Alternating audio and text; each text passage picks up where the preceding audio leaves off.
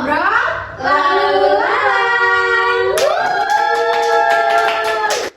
Halo semuanya, perkenalkan nama aku Amanda Sabrina. Di sini aku sebagai host yang akan menemani episode ngobrol kali ini.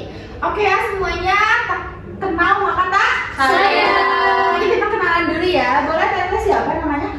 Halo, perkenalkan nama saya Minor Hamidah. Saya sebagai ketua bidang ekonomi dan kewirausahaan. Gimana kabarnya Teh Mia? Alhamdulillah baik, Teh Manda. Alhamdulillah. Boleh lanjut? Siapa namanya Teh? Oke, halo, nama aku Rahma Fauzia dari bidang ekonomi dan kewirausahaan sebagai sekretaris. Bagaimana kabarnya Teh Rahma? Kabar baik, Teh Manda. Alhamdulillah. Kita switch ke teteh yang sebelahnya lagi. Siapa namanya Teh? Perkenalkan, nama saya Anissa Widya Riftianti. Saya anggota dari bidang Himawati. Bagaimana kabarnya Teh Anissa? Alhamdulillah, baik Teh Manda. Alhamdulillah. Kita lanjut ke teteh yang satu lagi. Siapa namanya Teh? Halo, aku Fatin Kifayanti. Aku sebagai ketua bidang Himawati. Bagaimana kabarnya Teh Fatin? Alhamdulillah, Teh Manda baik. Alhamdulillah. Gimana nih kesibukannya teman-teman? Kita Apa ya, nggak ada kesibukan ya? Alhamdulillah kita menyempatkan waktu untuk bisa hadir di sini. Lebih ke kayak pengacara ya kita sekarang. Aduh. Atau pengacara kan ya? Pengangguran banyak pengacara. Ini semester akhir semua berarti ya? Betul. Oke, kita sekarang kan kedatangan tamu nih ya dari bidang Himawati dan bidang Equir, ekonomi dan kewirausahaan. Nah, Sobat Sadaya kan mungkin belum tahu nih ya, apa sih Equir itu, apa sih bidang Himawati itu. Nah, sekarang langsung aja nih kita tanya, apa sih bidang Himawati itu? Boleh ya, mungkin banyak juga nih yang belum tahu tentang Himawati itu apa sih. Nah, Himawati itu adalah sebutan bagi perempuan yang ada di dalam Ikatan Mahasiswa Muhammadiyah. Jadi perempuan-perempuan disebutnya dengan Himawati, sedangkan laki-laki disebutnya dengan Himawan. Nah, kalau terkhusus pada bidang Himawati, itu tuh berfokus pada penguatan jati diri dan juga peran perempuan. Jadi apa-apa yang kita bahas ataupun yang kita kembangkan itu tentang perempuan itu sendiri ataupun mengatasi isu-isu ataupun permasalahan yang terjadi pada perempuan itu. Berarti identiknya dengan perempuan ya? Betul, Teh. Kalau misalnya lingkupnya nih Teh, selain di internal berarti di eksternalnya pun jalan bidang Himawati? Betul Teh, di baik internal ataupun eksternal bidang Himawati jalan. Terkhusus bagi para mahasiswa-mahasiswa yang ada di Muhammadiyah ini. Ya. Apa sih tujuan utama dari keberadaan Himawati di PKI MFEB sendiri? Baik, tujuan dari Himawati karena Himawati ini adalah bidang dari perempuan, ya tujuan untuk menentukan arah, konsep, fungsi dan peran dan wadah sebagai public service terhadap perempuan. Berarti lingkupnya luas Himawati ya? Iya. Kalau bagaimana sih Himawati berperan dalam pemberdayaan perempuan di kalangan mahasiswa? Karena kan kita ini mahasiswa ya? Betul Teh. Gimana?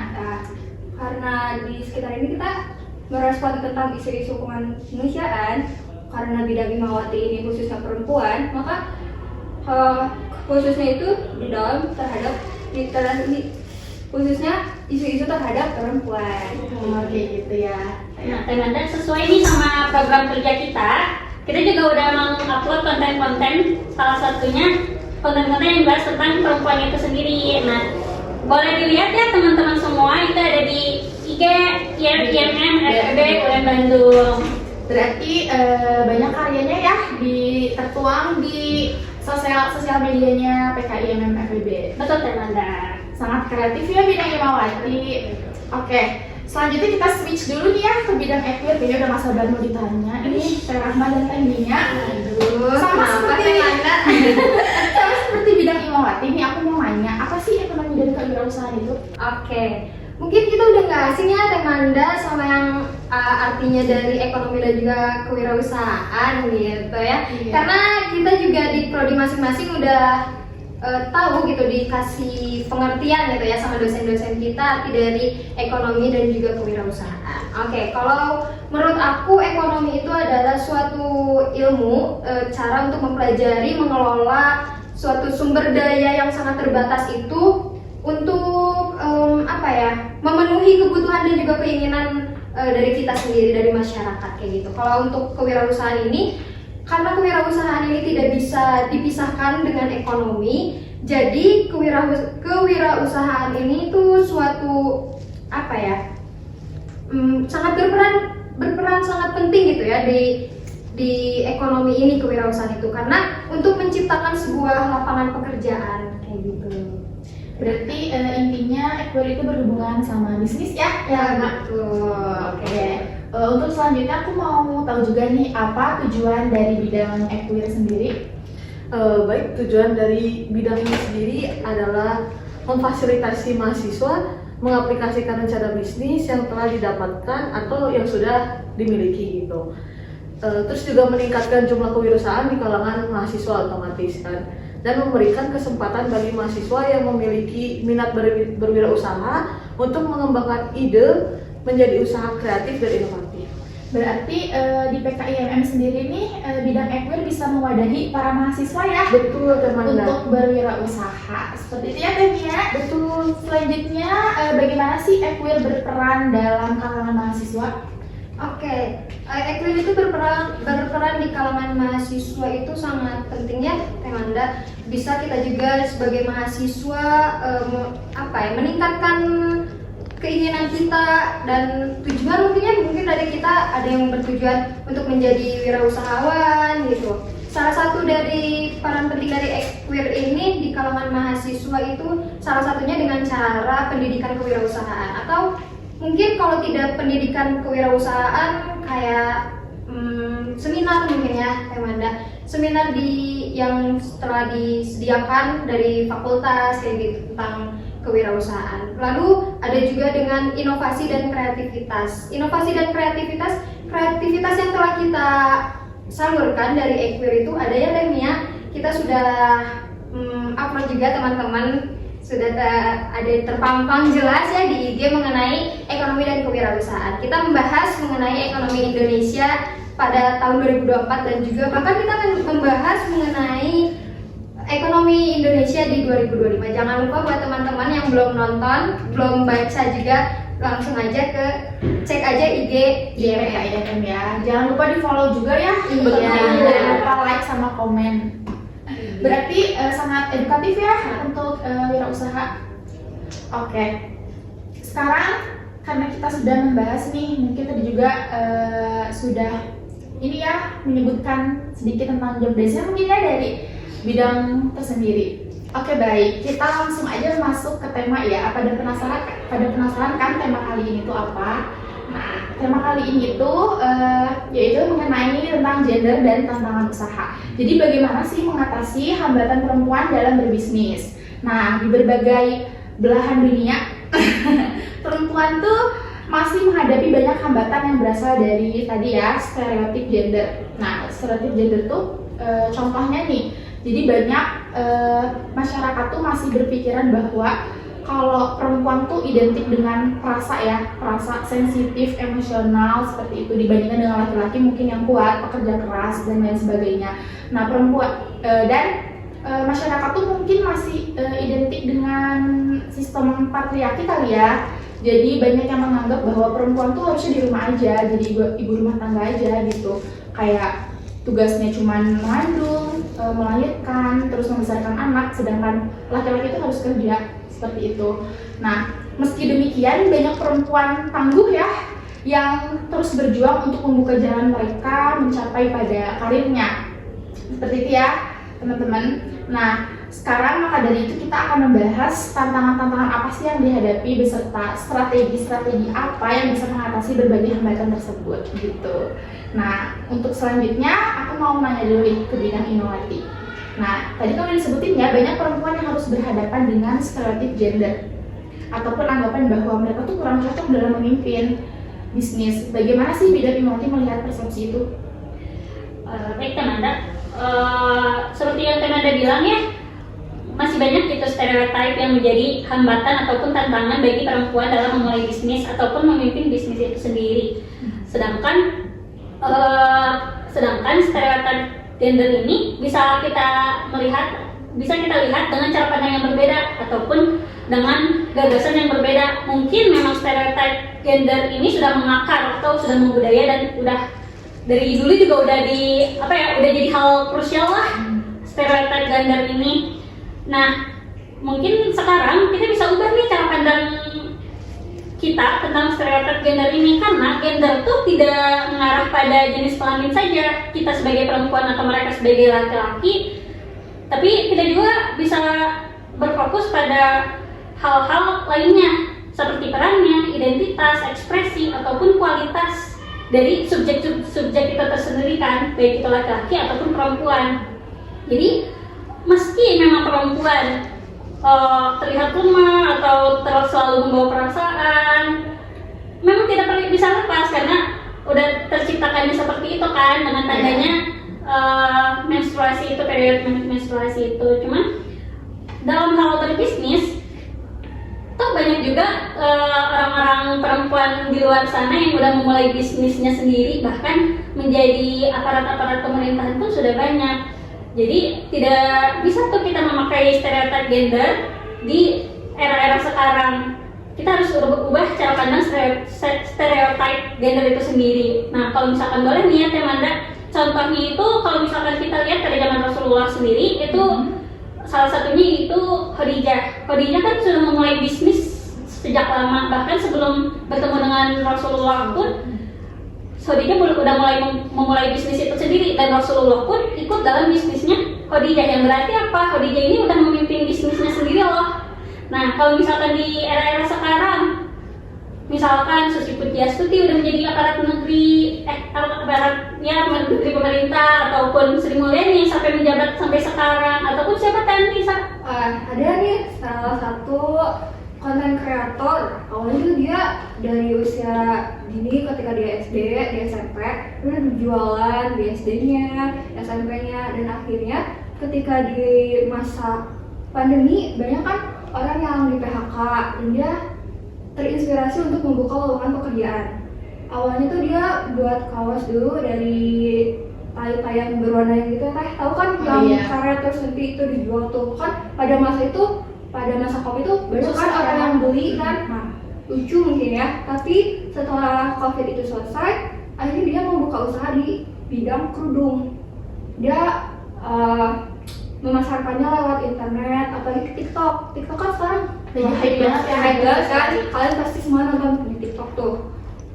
Akhirnya karena dari situ dia memulai usaha bareng-bareng sama teman-temannya, bareng-bareng, dan akhirnya usahanya terkenal banget sampai sekarang sih.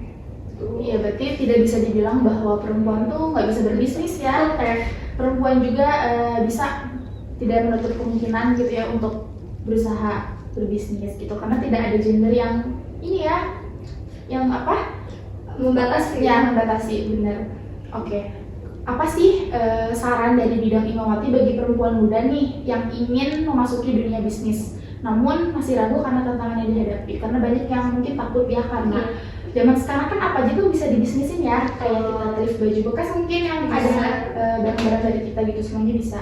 Tapi mungkin karena mereka takut ya akan ya spekulasi itu gitu ya, jadi mereka mundur gitu untuk itu. Nah, menurut bidang Imawati gimana? Baik, sebenarnya sih itu dari niat kita sendiri nggak sih?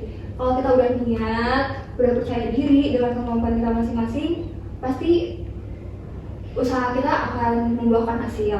Nah, pasti dari hal itu pun kita melihat motivasi orang lain, itu akan membuat kita bangkit dan belajar untuk berwirausaha gitu teh. Berarti yang pertama niat mungkin sama berani ya. lawan stereotip gender itu sendiri gitu kan. Bener. Pasti dimudahkan segalanya kalau misalnya kita ada kemauan. Nah, ini nih aku mau nanya juga. Sekarang tuh kan banyak perempuan yang harus menjalankan peran ganda nih sebagai ibu rumah tangga. Karena sekarang di kalangan mahasiswa pun sudah banyak yang menikah ya, sudah banyak yang jadi ibu rumah tangga dan punya anak. Tapi mereka juga pengen nih melakukan bisnis, jadi pelaku bisnis kayak gitu. Bagaimana sih cara mereka menyeimbangkan peran tersebut menurut bidang Imawati? Baik, kalau untuk menyeimbangkan, mungkin tadi ya seperti pendapat kami di awal, kita juga berpendapat kalau misalkan nggak ada nih namanya stereotip gender, kita sama-sama setara semua gender. Jadi kita juga mendukung penuh bagi para mahasiswa yang sudah berumah tangga, menjadi ibu rumah tangga tapi mau memulai bisnis. Nah, mungkin jadi hambatannya karena berumah tangga itu sendiri ya. Iya. Karena banyak pekerjaan yang dilakukan, Membagi waktu. membagi waktu-waktunya. Punya anak juga. Betul sekali, banyak hal yang harus diurus.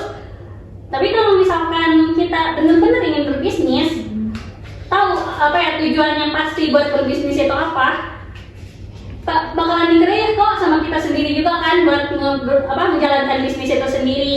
Iya. Ini juga ada kata-kata ya teh dari mungkin gak ada yang kenal ya Angelina Jolie. Pasti nggak kenal, pasti kenal ya. Nah kata-katanya itu adalah jika kamu tidak keluar dari kotak tempat kamu dibesarkan, kamu itu tidak akan mengerti seberapa besar dunia ini. Kalau misalkan kita terus-menerus, aduh aku capek karena berumah tangga, aduh banyak pekerjaan nih di rumah tangga, aduh ngurus anak, beres, ngurus suami, pasti ngurus kuliah lagi. Pasti kan banyak kayak, tapi kalau misalkan kita hidup di dunia yang kayak gitu terus, ya udah kita gak bakalan berkembang jadi gak berkembang jadi apapun. Kalau misalkan kita punya mimpi sebagai pembisnis, kita mau mulai usaha bisnis, yang mulai keluar dari kotak itu sendiri, rencanakan segala hal yang memulai usaha bisnis apa, terus networking apa sih yang harus dibentuk, belajar dari mana, itu penting banget buat mulai bisnis itu. Iya. Jadi jangan kita cuma berada di zona nyaman, mungkin ya kita harus keluar dari situ. Iya. Karena kalau misalnya kita fashionnya udah berbisnis nih, berarti kita harus kejar sampai bisa, gitu ya. Iya. Nah, ngomong-ngomong tentang bisnis nih nyambung juga kan sama ekonomi dan kewirausahaan. Disebutnya equil aja ya. Gimana? Santai. Oke, tadi kan udah ya dari sudut pandang perempuannya nih dari bidang Imawati. Sekarang aku mau nanya, bagaimana sih cara perempuan di tingkat mahasiswa nih? Karena kan kita tingkatnya mahasiswa bisa membangun kepercayaan diri untuk menjadi pengusaha itu gimana? Boleh minum dulu kalau mau minum? Aduh, aku udah duluan nih.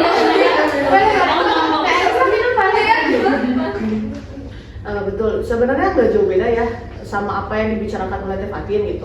Mungkin di kalangan mahasiswa untuk lebih meningkatkan kepercayaan dirinya, mungkin bisa bergabung dengan organisasi-organisasi lain ataupun organisasi eksternal atau internal yang ada di kampus untuk meningkatkan daya kepercayaan dirinya gitu. Terus juga mungkin lebih banyak bersosialisasi dengan orang baru atau juga mempelajari hal-hal baru untuk meningkatkan ilmu, baik ilmu ataupun rasa nervous dan ketidakpercayaan dirinya itu gitu. Serta mungkin berani mengambil resiko, bertanggung jawab. Jadi dia bisa memilih untuk menerima hal baru dan bertanggung jawab dengan apa yang dia pilih tersebut gitu, supaya dia yakin bahwa dirinya mampu dan juga bisa melewati ketidakpercayaan diri tersebut gitu. Iya, berarti percaya diri itu penting ya dalam berbisnis juga. Betul, teman. Betul ya Tania. Jadi untuk meningkatkan relasi mungkin ya, Iya. juga harus banyak relasi untuk mengetahui ilmu-ilmu gitu ya. Iya betul. Oke, selanjutnya aku mau nanya juga nih. Kita kan tahu bahwa perempuan di dunia bisnis seringkali menghadapi hambatan tertentu. Nah, baik secara sosial, ekonomi, maupun struktural. Menurut dari bidang Equil sendiri nih, apakah tantangan terbesar yang masih dihadapi perempuan ketika ingin memulai atau mengembangkan usaha? Oke, kalau lihat tantangan terbesar mungkin paling utamanya itu modal ya. Pasti di kita juga punya cita-cita, aku mau pengen nih punya usaha ini, usaha kerudung, usaha ini gitu kan. Apalagi di kalangan mahasiswa lumayan nih buat jajan sehari-hari gitu, nambah-nambah. Tapi kadang kita tuh terhambat gitu Teh, karena ya itu modal itu, apalagi anak-anak yang merantau gitu ya Teh Mia. Betul itu. Kita tuh punya hambatan terbesarnya itu adalah di modal kayak gitu. Dan juga kan kalau di kalangan mahasiswa agak sulit ya untuk mengajukan pinjaman, entah itu pinjaman ke bank apalagi itu agak sulit gitu kan. Karena kita ada itu yang nggak punya tabungan ataupun umumnya belum mencukupi kayak gitu. Terus ada juga hambatan lainnya itu adalah jaringan sosial. Maksudnya kayak kita tuh mau wirausaha, mau membangun usaha yang besar, tapi kita tidak berkumpul dengan orang-orang yang udah tumbuh gitu, usahanya udah besar. Kita tuh mau punya usaha tapi nggak mencari ilmu dari orang-orang yang udah belajar dari awal gitu, lebih dulu kayak gitu. Lalu ada juga mungkin lebih ke budaya dan sosial ya Teh Manda. Itu juga menjadi hambatan terbesar bagi kita yang pengen usaha, karena ya itu tadi lihat dari kesetaraan gender itu, cewek mah, perempuan mah gitu. Masa jadi wirausaha, itu mah bagian laki-laki kayak gitu sih Teh Manda mungkin. Sangat berat mungkin ya. Iya, sangat berat. Apalagi di modal zaman sekarang kan. Nah, betul. Pasti kita tuh hal utamanya itu pasti uang ya. Itu Teh Manda susah ya kalau udah bisa, kalau soal uang itu gitu. Iya, mungkin makanya suka banyak yang berbisnisnya tuh sharing ya. Ya, Sama betul. teman-teman, jadi gabung gitu supaya ya kekumpul modalnya juga bisa lah ya. Seperti itu. Karena ya itu balik lagi ke lingkungan pun penting ya. Jadi gitu. Oke, sekarang aku mau nanya nih, apa sih saran dari bidang ekonomi dan kewirausahaan bagi perempuan yang merasa tadi ini balik lagi takut gagal atau menghadapi tantangan besar dalam berwirausaha? Mungkin pertama fokus pada tujuan dia tuh mau di mana, mau usaha apa, fokus di situ. Terus juga buat rencana bisnis yang lebih pasti dengan prepare yang memang sudah fix gitu, serta kembangkan keterampilan pengetahuannya gitu. Misalnya dia mau usaha di mana, modal berapa, dengan modal berapa dia bisa memulai usaha apa gitu. Mungkin sekarang kan usaha juga tidak perlu iklan terlalu banyak gitu biayanya. Kita bisa dari sosial media, bisa dari teman ke teman gitu. Yang penting menurutku kualitas itu sendiri yang harus lebih terjamin gitu kan, kayak gitu. Serta mungkin kenali mentor.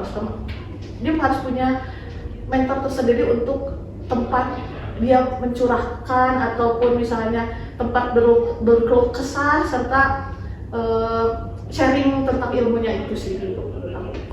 Iya benar.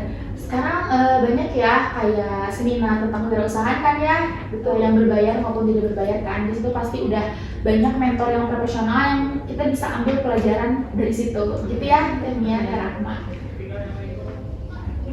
Tapi Teh Manda nih ya, saran paling utama nih untuk para wirausaha, kita harus menerima dulu kegagalan. Betul. Pasti kita berwirausaha itu awalnya nggak langsung mulus dong, pasti ada aja tuh bisa hambatannya, pasti Ada kita titik ada di ya. di titik kegagalan gitu. Tapi kita jangan pernah putus asa gitu. Kita harus menerima kegagalan itu sebagai proses belajar, bukan kayak udah gagal sekali, udah nanti juga nggak akan ini lagi, kemarin juga gagal, kayak gitu. Kita jangan sampai kayak gitu. Intinya jangan punya mental tahu lah ya, kata ini gitu ya. Jangan apa-apa, ya udahlah kemarin juga gagal ya, kayak gitu sih. Kita harus tetap kayak positive thinking itu sebagai hambatan juga ya sebenarnya. Cewek itu kayak overthinking gitu. Ini mah kayaknya enggak deh. Ini mah kayaknya enggak deh. Gitu. Oke, berarti untuk jadi pengusaha itu kita harus mau jatuh bangun ya. Karena kan berproses, segala itu pasti dari proses dulu. Gak mungkin langsung kita besar gitu ya, langsung kita sukses. Kayak gitu. Nah, selesai diskusi kita untuk hari ini. Gimana perasaannya udah beredukasi sama teman-teman? Beredukasi. Tapi juga ya tentang perempuan ternyata. Iya. Ternyata banyak yang dipelajari ya. Perbincangan kita hari ini sangat membuka wawasan ya tentang betapa kompleksnya sih tantangan yang dihadapi perempuan dalam dunia berbisnis. Dari stereotip gender tadi, terus tantangan dalam menemukan dukungan juga ya. Terus semua itu menjadi bagian dari perjalanan seorang perempuan yang ingin sukses di bidang kewirausahaan. Seperti itu ya Tania. Namun dari diskusi kita ini dengan narasumber yang luar biasa nih dari bidang Imawati dan Equeer, ada satu hal yang jelas. Jadi meskipun tantangannya besar, peluang untuk berkembang dan sukses itu tetap terbuka bagi perempuan ya, dengan strategi yang tepat, terus memperkuat jaringan, terus selalu belajar dan berinovasi, serta saling mendukung itu membuat hambatan-hambatan itu bisa dilalui ya, bisa diatasi. Kita juga diingatkan bahwa peran organisasi seperti Imawati, Equeer sangat penting dalam mendukung pemberdayaan perempuan serta kewirausahaan. Benar? Betul. Dengan adanya komunitas ini ya, komunitas yang solid, kita bisa sharing, bisa menambah pengetahuan, pengalaman dari para perempuan sukses lainnya, kayak gitu ya. Paling gitu aja nih diskusi kita kali ini. Jadi mari kita terus dorong keberanian perempuan ya untuk berani dalam mengambil keputusan juga mungkin. Nah sekian podcast ngobrol dari kita. Jangan lupa di like, komen, dan subscribe di akun IMM FEB UM Bandung. Ini bakal tayang di YouTube teman-teman. Jangan lupa komen ya apa aja nanti yang harus dibahas untuk selanjutnya. Oke sobat sadaya, sampai ketemu lagi di ngobrol